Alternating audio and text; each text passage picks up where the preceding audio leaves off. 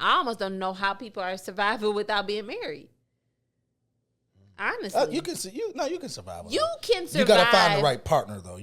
But my question is, what does your life truly look like?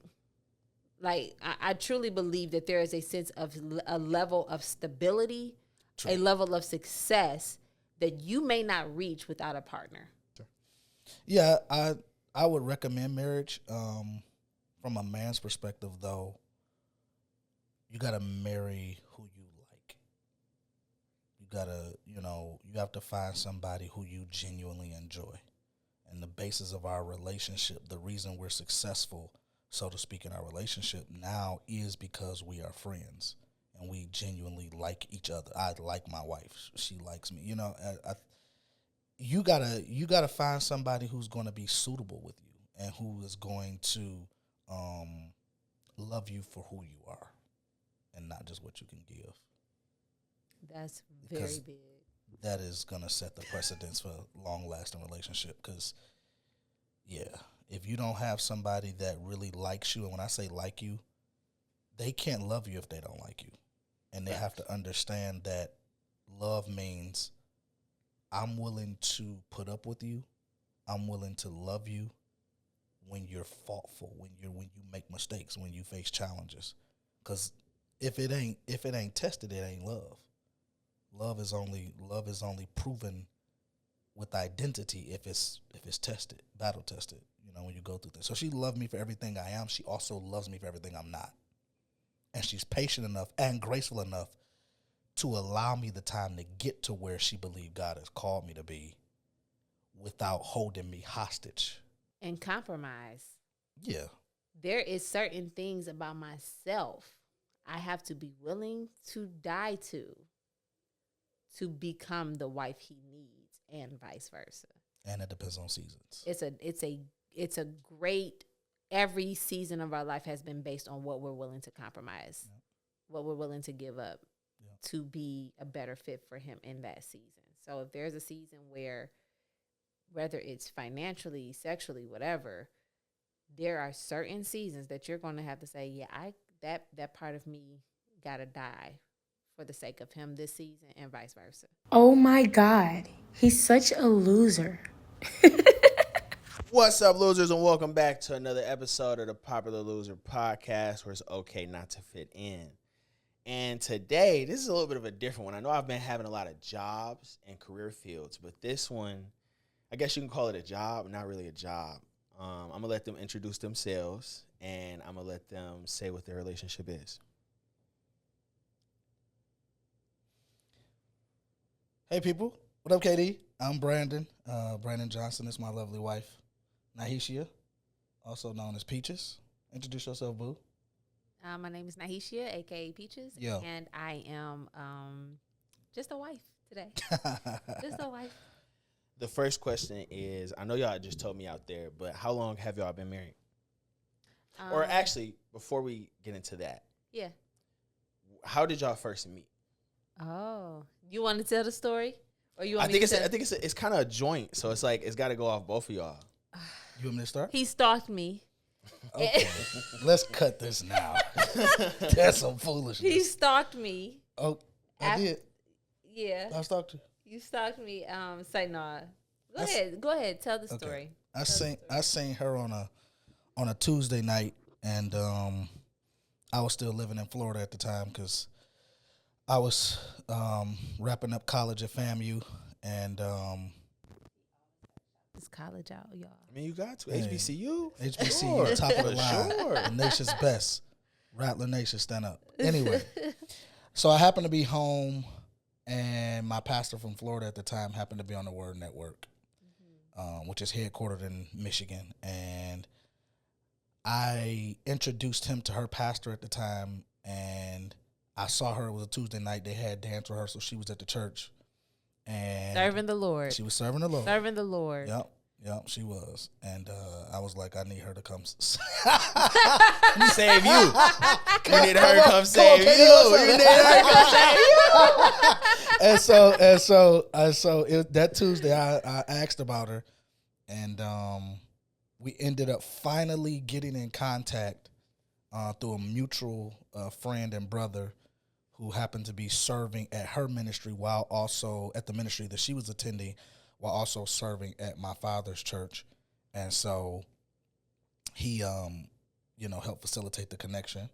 And I reached out to her once I finally got her number. She said I can call her. And she was like, he can call me if it's for ministry. And I said, this is good for ministry. At the ministry of Brandon Johnson. At the time, I was not interested in dating. I was about to be. I was not interested in dating. And so my choir director was also the praise and worship leader at his church. So this guy. So this is a whole bunch of intermingles, really. Yeah, a because whole bunch of people that kind of know each other. He's seen me from afar. He visited my church. And what happened was my choir director came up to me and was like, I got a young man I think you would be interested in. I'm like, I'm not interested. And he was like, but this was before you told him you were interested in me. Right. So the same person had already thought that I would be a good fit for him. And I was like, no, unless it's for ministry, I'm not interested. And he was like, just let me give him your number. Just so happened, he had also asked the same guy about me. And it was the same person. And so he texted me this long message. It was my giving me this whole dissertation. What year was this, by the way? This was 2012. Gotcha. This is 2012. And he texts, he says, hello, my name is Brandon Johnson. He gives me an entire He said the first and the last. He gave me the I needed her to know. Oh, wow. He gave me the entire introduction, KD. And this is my Florida A&M introduction. I've been practicing this all my life. Yeah. I'm like Casey and JoJo all my life. I hit him with the facts first. I said, listen here, I'm a single mom. I have a kid. I have a son. I'm not really, you seem like a really nice guy. I heard you're a pastor's kid. You're, college student. I don't really know if I'm the fit. Let me just take you out. So this was my thing. To debunk the whole myth about going on expensive first dates. My thought process was, if you really like me that much, we'll see. Take me to my favorite spot, Starbucks. You can order my coffee. If you can get my coffee order right. I've been ordering this coffee for 13 years, KD. 13 years now.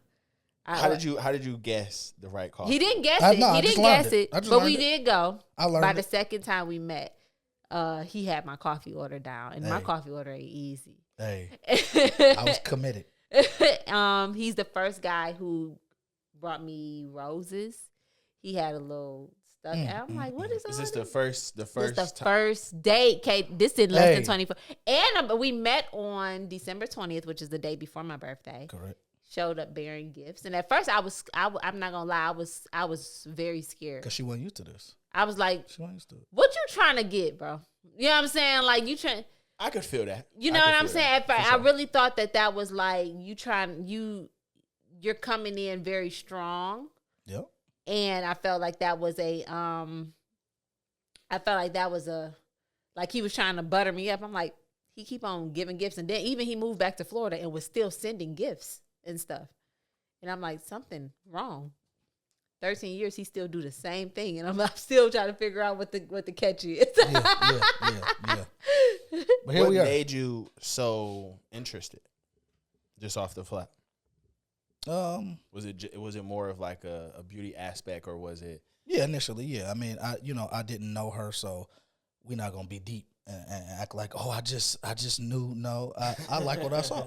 I like what I saw, and I think that's important and that's a whole nother conversation. But I think it's important to find what you genuinely like. You know what I mean? So if I'm gonna date you, I gotta want to look at you, and I love what I saw, and I'm like, yeah, I'm going after it. So with you going kind of like back and forth to Florida, what really made you keep the contact? Because I know that's a good question. You know, with me, I was in a long distance relationship when I was back in college, and I think as time went on, we grew further apart. So what made it so worth it for you to keep in contact with her? Because number one, she laid all of the elements and the cards on the table. And so I knew I didn't just have one heart to take into consideration, I had two. I was also more mature in understanding what long distance relationships took to thrive because I did exactly what you just said. When I left high school, I fumbled a relationship long distance. We grew apart, right? So I knew that there was a different level of commitment required in order to not run into a situation where I lose out on a partner because of the distance. But the distance was necessary for us because of where we were. Absolutely. Oh, you think it was worth it? 100%. It's the strength of where and our foundation where our relationship grew.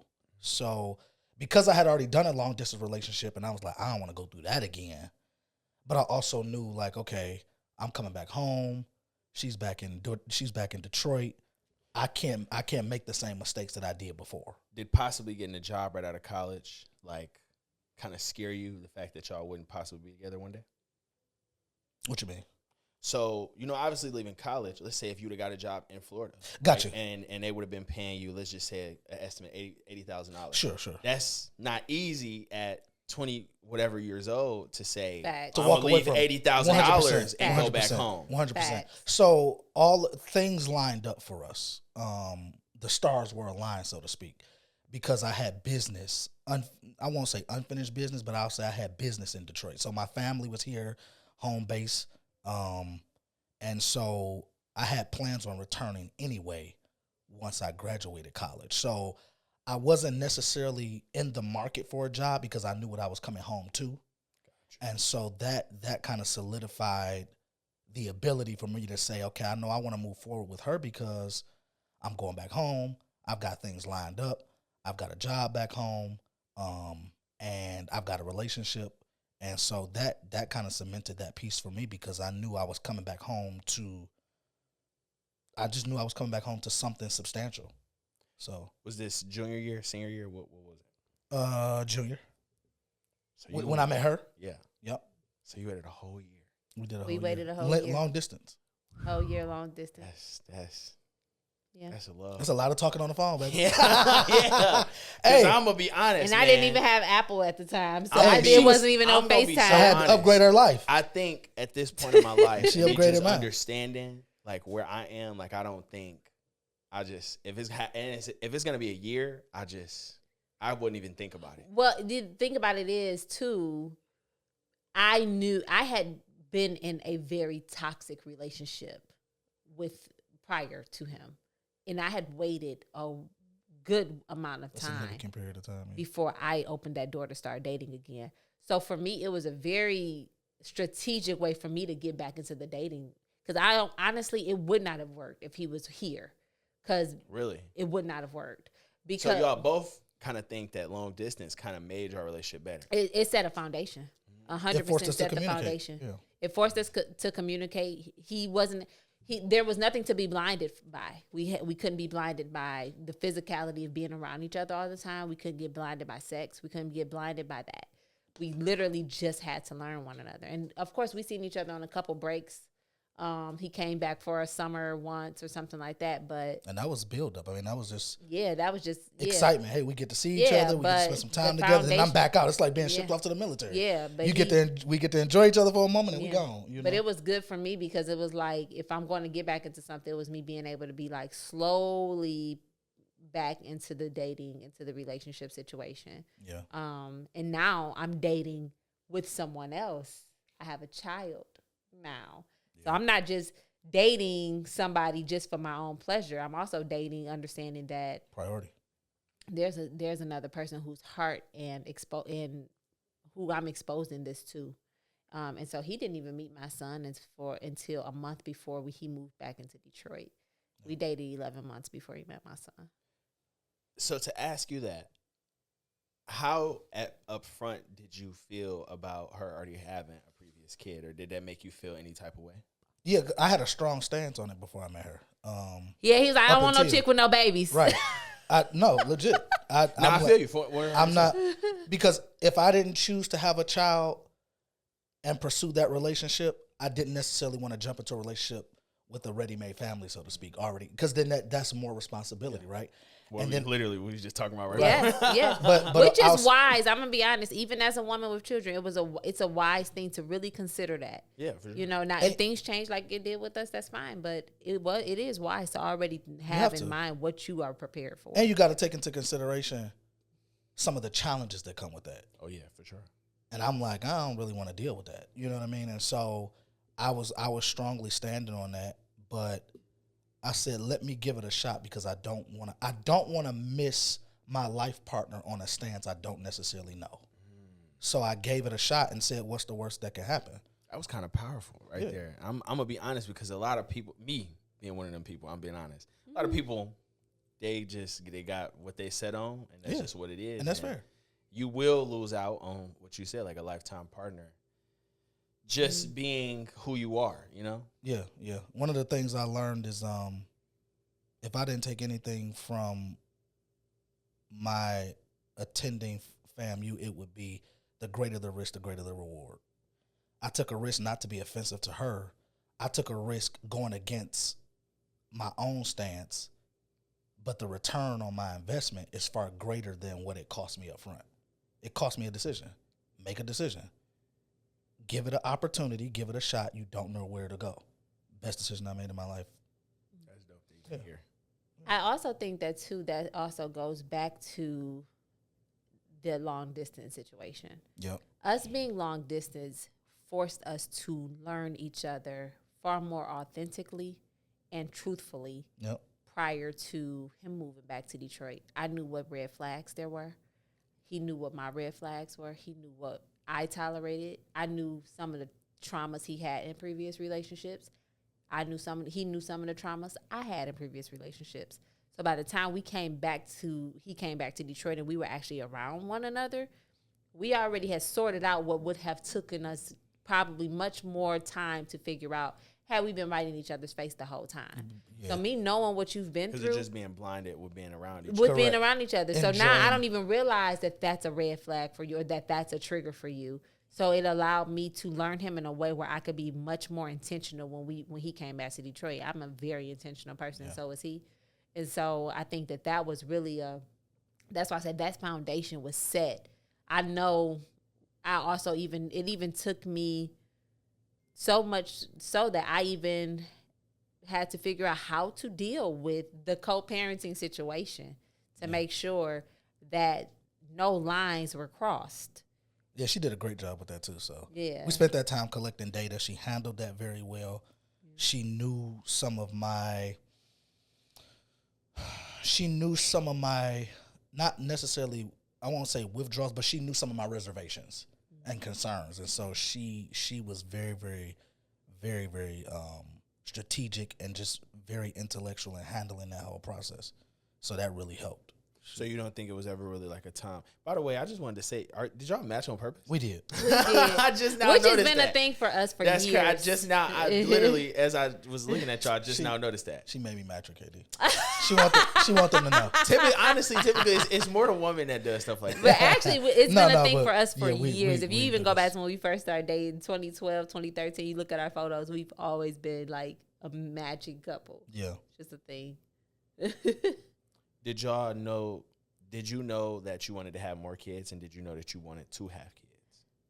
I think both. Can I answer that? Yeah. I did not think I would have more kids, and I don't think he had a care either way. I think I always thought, because for a long time it was just me and my son, I thought it's gonna be me and him to the world blow. Then when him and I got together, right after we got married, What year was that? 2017. So we dated for 5 years. Was engaged for over a year. We were engaged for a year and a half. And I think I started having this baby fever for a little girl. I just started having baby fever. But it was not planned. We just ended up having more. And then after that first one, we actually, I got my tubes tied. We had a boy and a girl, and Tubes got ligated. I had tubal ligation. which was supposed to prevent me from ever having any more children. And in 2023, on Valentine's Day, I woke up, went took a pregnancy test, and was pregnant. And to this day, we have no clue how that baby got here, but she's here, and she's 2 years old. Yeah, especially to comment on that, you know what I want to do. So, so that scares me. That literally scares me. When people tell me about that scares me all the time. There's a 99.9% chance of you ever getting pregnant after tubal ligation. And usually, I feel like you should be able to sue the doctor for that. I ain't gonna lie to you. People say that. People have told us I that. feel like, honestly, I feel like you should be able to sue the doctors for stuff like that, So especially yeah. being that you try to take the precautions. Yeah. There was reasons behind it too. Yeah, there was reasons behind it. There was legitimate medical reasons behind it. So I don't want people to be like, oh, they try to just prevent from having children. No, it was actually doctor instructed. It was doctor instructed. The doctor actually ordered for me to have tubal ligation because of some complications I had with the previous pregnancy. Yeah. And so usually if someone is to get pregnant after having tubal ligation, it usually happens within a year. Yeah. The first year? Yeah. I'm assuming. Gotcha. We went 5 years. And so that thing was supposed to be cemented. When I tell you, there's literally no medical rationale as to how I got pregnant, because usually if a tubal ligation fails, it fails within the first year. This tubal ligation worked for 5 years. We were using no preventative measures, because for what? Yeah, at that point. For Yeah. why? You know what I'm saying? For why? God interrupt. It worked for 5 years. It did. So that makes me think about that V word. That made me think about that V word a lot more, man. Yeah. But I mean, so to answer your question, I don't think either of us knew what plans we had as for extending our family. But I mean, 2 kids later after RJ, and we got 3 kids together now. And so with now coming into a situation where the first kid wasn't yours, do you feel like you kind of naturally grew a relationship, or do you feel like it took a while to like start that relationship? No, it was natural. It was natural. It came easy, so to speak. You know what I mean? It wasn't anything forced. It was just an organic relationship that formulated with time. I treated him as if he was my son From day without one. making him ever call me dad. Because you don't do that. You don't have to do that. Definitely. I agree with He deserves to be treated as such, and you allow the relationship to form, and you allow that level of comfort and trust to be built and developed so that he feels comfortable, he or she feels comfortable talking to you. And so, no, that was pretty easy. Now, after y'all had kids, really before y'all had kids, do you think y'all were dating with intention from kind of like the start? Yes. I think that's important. Because if we're not dating with intention, why are we dating? Because what sort of time of mine do I have to waste for my own self and for you if we don't have a purpose for if that's the case, what are we getting out of this relationship? So we dated with intention. I was strategic. I knew I wanted to be married at some point. So you already had that thought in your brain, like prior to even meeting her? Absolutely. I knew at some point I wanted to be married. I had, had the pleasure and the opportunity of seeing marriages, some of which failed, many of which thrived. But I knew at some point in my life I wanted to be married, and so I dated with that intention because I knew I wanted the relationship to go somewhere. And then secondly, like I mentioned before, it's important to understand you have to date with intention, because I have to take into consideration, I have her heart to consider, and I have her son's heart to consider.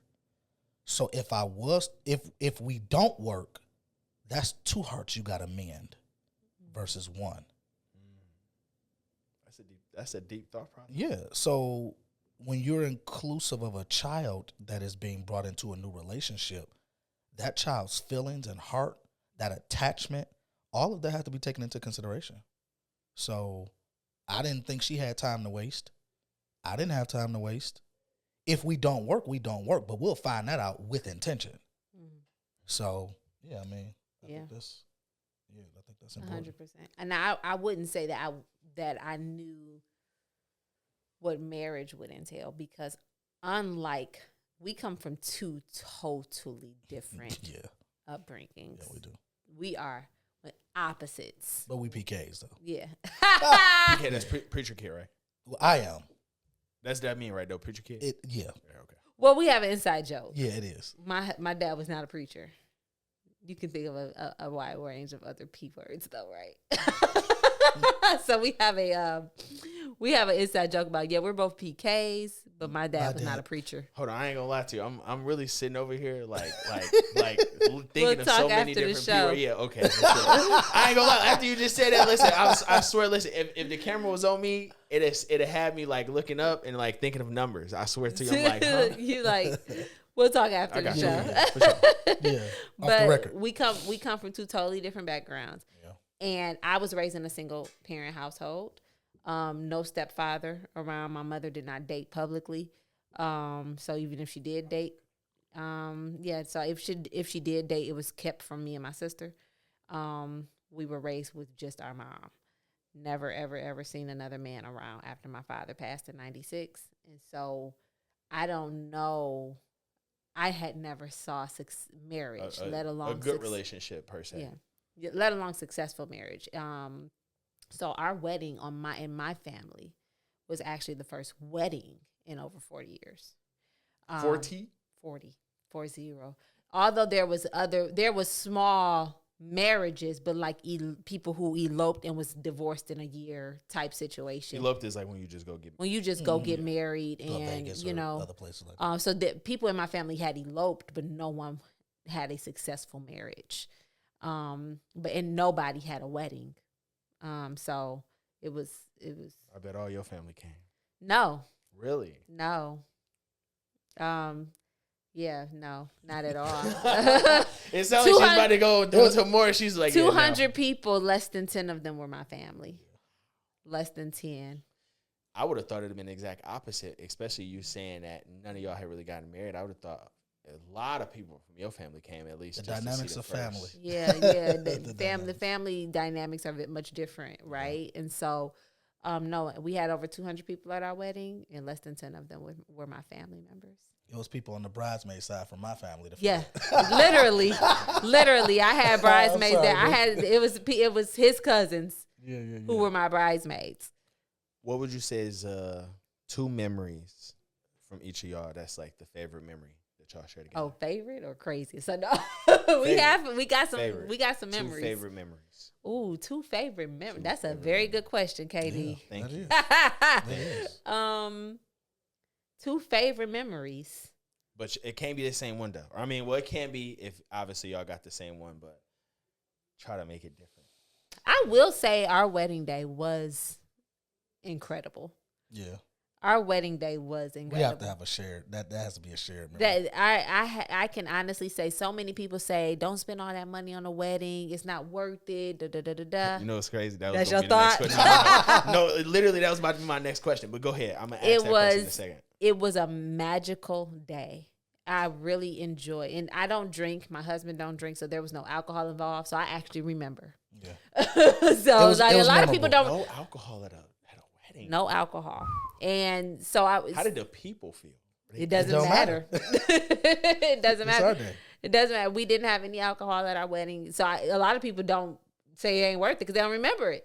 Everybody was drunk, but we had a great day. I really enjoyed my wedding. I honestly would say I wouldn't. We spent a lot, but Was it it plus was 10, Oh, yes, plus 20. yes. Brother. That's about the production alone. So we talking about like 30, 35 plus. Yeah. North North of that. Yeah. So this is the thing, but it was worth it. I don't regret a penny we spent. I don't regret a penny we spent. To say that's one. Our wedding day was amazing. I probably have to say but like just a fun, like that's not so deep maybe. Yeah, we almost died on that jet ski. That's what I was gonna say. When I said or craziest, yeah, our trip to the Bahamas. We almost, was almost our last trip. Yeah, for sure. Y'all can't swim or something? No. We got to a jet ski accident. And we was in. So you all see, I don't know if you got, there's a scar here on my face. It wasn't a fight. I ain't dot her eye. No. I don't hit women. But we got into an accident, We a did. jet ski accident in the Bahamas. That probably, I wouldn't say it was my favorite, But but craziest. it was probably one of the most memorable memories we have together. Yeah. Is our Bahamas trip. We Our Bahamas we trip. made We it got to home. a jet We ski here. accident, and Yeah. we literally had to go off the resort. Had to lie to get to emerge. It was like a movie. This lie was worth it. We had to go so this is the thing. was like If a you've ever third been world overseas, you know, stay on the resort. For sure. You stay on the resort because on the other side of that gate, That's the hood. there you go, right? Yeah. And it's a You in the different, It's a hey, third this a different world type of hood. country. It's a different type of Right. hood. You in the trenches, And so for sure. we get to they don't take your insurance overseas, right?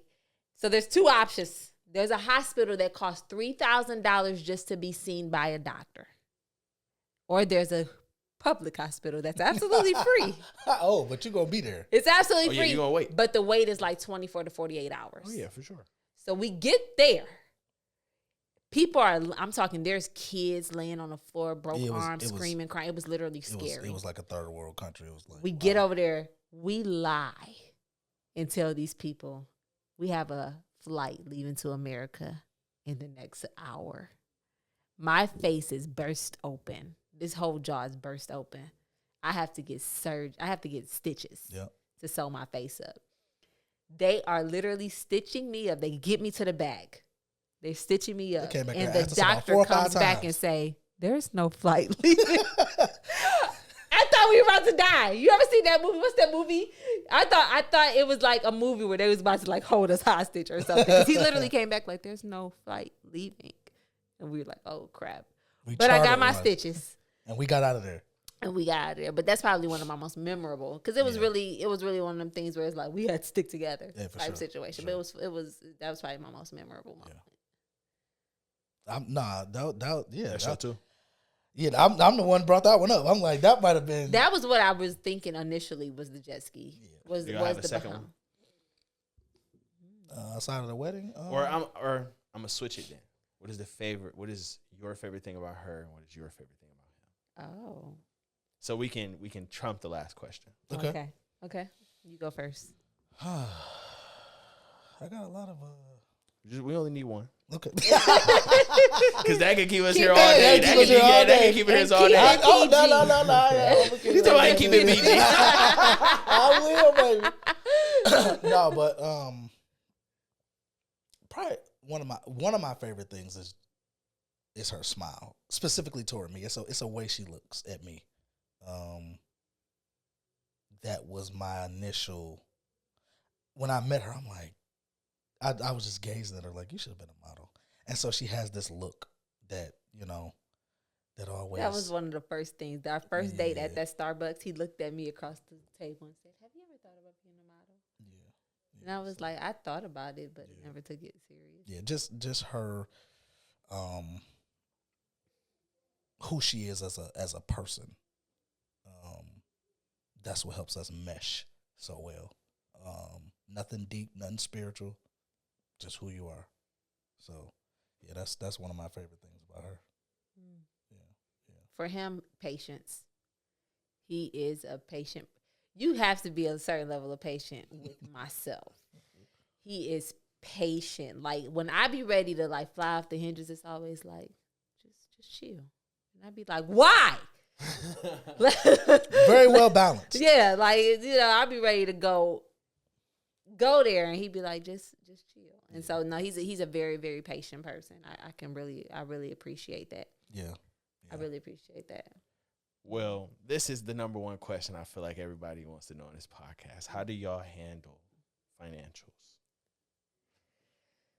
So it's changed over years as our family grew, as our roles and responsibilities. and our expenses grew. things changed. So for a long time, he would handle all the finances. You know, then as our family grew and his responsibilities at work got more, his responsibilities, he's a pastor, he's the director of a homeless shelter. He has a lot on his plate. It was like, hey, let me take over. And so now I've taken over the finances. We have 3 accounts. Well, actually, we have more than that. We both have personal accounts. Yep. We have a business account and we have a joint account. Yep. All of our money go into the joint. We pay all of our expenses out of all of our household, children expenses out of that account. Anything left over is what we split to do individually. Would you say that that's the best way to explain it? Yeah. Of course, we make sure our children have what they need and all of our bills and everything are paid. Yeah. And then we go from To there. your point, the kids come first. Yeah. She more so handles the finances, though. And so this is why I'm asking this, right? Because if you on social media, you got to see all of the conversations. Right. Where it says like, oh, the man is 100 is supposed to always be 100 to 0. Like, What do you mean? That is like bills are supposed to be on him. Like bills are supposed to be him based. That depends on your finance. Right. And what I'm saying is I think so many people who have not been in very long-term relationships or maybe have been in like one long-term relationship and that's maybe how they had it. A lot of people think that is the way every relationship is supposed to go. No, it's based on fit. It's based on that. I don't believe in that standard that a man is supposed to take care of every single thing. I do believe that it depends on the caliber of man you have, number one. If that's what he chooses to do, that's what he chooses to do. But if my husband come to me and say, hey, handle the DTE bill, I'm not putting up a fight. Do you see what I'm saying? Like, I'm not going to, I do believe that he's a great provider, but I take pride in not making him have to do everything by himself if he doesn't want to, but he does provide. But that's a dynamic we have in our family. But if there's 2 people that say, hey, 50-50 works for them, then go 50-50. You know what I'm saying? If that's the agreement you all have, and if it works for you all, I wouldn't want him to work so hard trying to do 100. You know what I'm saying? I wouldn't want to put that pressure on him where it's like I'm supposed to. Oh, what is it? The soft girl era. Soft life. Soft girl life. era. Soft Soft life. life era. That's the thing. Yeah. Debunk that. I don't agree with That's that. from a real. Hold on. That's from a real marriage. That's from a real marriage. So whatever you saying, if it ain't come from a real marriage, bump it. Yeah, I don't know what that is. I know that was extra. I'm sorry, but the people on the internet gots to know. No. They gots to know. You gotta do what works for you. Yeah, I don't even know what that means. What does the soft girl era? That's cute. That's real cute. But I will say this: what does that marriage look like if he gets sick? Right. Does that mean it's not a marriage anymore? That's the perspective. You see what I'm saying? That's What does that marriage look like if he goes through something, he gets laid off, he's not working, something happens with the nonprofit organization where funding gets cut? What does that look like? Can you handle it, or are you looking for the next person to sponsor your soft girl life? You know what I'm saying? I don't agree with that, because I think that it creates this notion in the mind that this is how I'm supposed to live, and if his mindset is supposed to be the pressure of making sure she lives just no, I don't believe in that. I don't believe in that at all.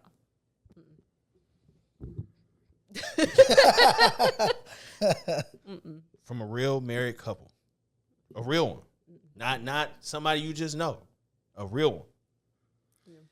Yeah. With y'all having the kids so far in age, how is it like going about their schedules? They control our life. It is crazy. We wake up like, what the kids got to do? It is, and then what do we have to do? Right? It is crazy. So we have a junior in high school, a second grader, and a 2-year-old. We all over the place. I sometimes I don't even know how. Like this Christmas break we on right now has been the most calmest, and we still ain't completely calm, but it has been the most what? It feels weird to wake up and say we don't have nothing to do. Like in terms of the kids. Yeah. in terms of the kids, like we don't have a dance rehearsal, a dance recital, a basketball game, nothing. Yeah. That is, it's crazy. And our son driving now, so Our I son ain't got to is take him to finally practice. driving. I know that is taking a big. It does help. a It big does help. jump But off we for do. y'all, We for don't sure. miss games. Oh, yeah, no, That's never. one thing that we are big on. We don't miss games. So we are at every single game, and we are very involved in my daughter's dance curriculum. And my youngest baby, she's not even in nothing yet, but you know, She will be soon. she will be soon. Coming so. soon. I mean, we're busy. Yeah. We're really busy, but there is a rush to that. That I think we both kind of take a little bit of joy in. Yeah. And we get to Because- do it together. So that's, Yeah, because of the ability to be able to do it. Yeah. Last two questions. How, with that schedule, how do y'all make time for each other? Sneak. Yeah. Sneak or schedule. The two S's. Sneak or schedule. Yep. And this is to everybody who is dealing with the balance. Because there is no such thing as balance. Yeah. There's a such thing as priority. You see what I'm saying? There is no such thing as balance, because balance means that everybody is on the even playing field, and every priority is on an even playing field, and it just does Everybody's not getting the work same like amount that. for sure. It don't work like that. But what you can do is prioritize. You know what I'm saying? And so either you, to make sure that my husband is taken care of, and to make sure that I'm taken care of, either we sneak or we schedule. We might get an hour or two out of every 24 hours. Yeah. We're going to make the most of it. Yeah, we're gonna make Yeah. the most of it. We're We're gonna enjoy each gonna other's time. make the Yeah, most for of it. sure. I cook. I make sure I do my part too. I cook. Even though I work, I run a business and things like that. He doesn't go 3-4 days without a home cooked meal. I cook 3 to 4 times a week to make sure Sometimes that twice a day. sometimes twice a day. I don't think these women be cooking nowadays. I feel bad which for these is brothers. crazy to me. I'm But praying for y'all, brothers. I am I am balanced in the sense of I do run a business, but at the same time, I am very much so a domesticated wife.